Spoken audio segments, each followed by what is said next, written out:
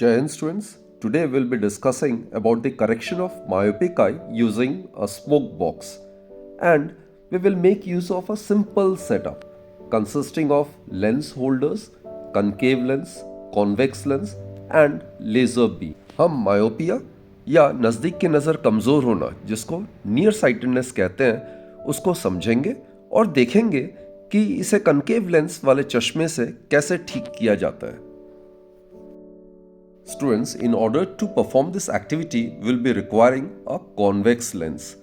ये हमारी असली आंख के लेंस यानी कि आई लेंस का मॉडल होगा.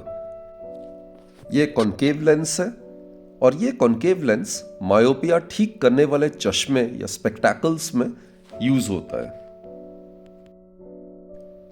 ये बच्चों लेजर लाइट है. ये लेजर लाइट दूर से आती हुई पैरेलल रेज ऑफ लाइट को रिप्रेजेंट करती है. And this is a lens holder. इसमें हम लेंस को आराम से फिक्स करके रख सकते हैं. ये अपराइट स्टैंड्स और लकड़ी का जो बेस मैंने तैयार किया है ये हमारे लेंस को सही पोजीशन में होल्ड करने के लिए है और इस पूरे सेटअप को हम स्मोक बॉक्स में रख सकते हैं. Human I is a very advanced and delicate optical system. इसकी हेल्प से हम अपने आसपास की दुनिया को देख पाते हैं. आई का मेन काम लाइट को रिसीव करना, उसे फोकस करना और ब्रेन को सिग्नल्स भेजना होता है. जब लाइट किसी ऑब्जेक्ट से रिफ्लेक्ट होकर आई में एंटर करती है तो कॉर्निया और लेंस उसे बेंड यानी कि रिफ्रैक्शन करके रेटिना पर शार्प इमेज बनाते हैं. Now students, let's talk about a very common I defect which is myopia.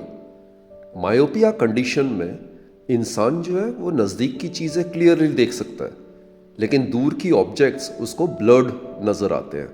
Point to be noted is that बच्चों, मायोपिक आई में इमेज जो है रेटिना के पहले बन जाता है, जबकि नॉर्मल विजन के लिए रेटिना पे इमेज बनना ज़रूरी है, तभी वो ऑब्जेक्ट हमें क्लियरली नज़र आएंगी.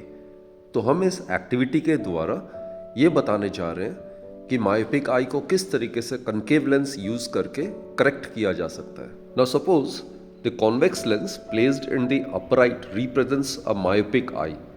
When the distant object is seen through this eye, then the image is formed in front of the retina, not at the retina. So the distant object will appear to be blurred. Myopic eye को correct करने के लिए हमें concave lens का use करना पड़ेगा, जिससे हम दूर से आने वाले जो rays हैं उनको भी हम retina पे converge कर सकें. Students, as you can see, when a concave lens is placed in front of the convex lens, then the parallel beam gets slightly diverged and then it gets converged with the help of convex lens exactly at the retina. So now the distant object will appear to be distinct and clear.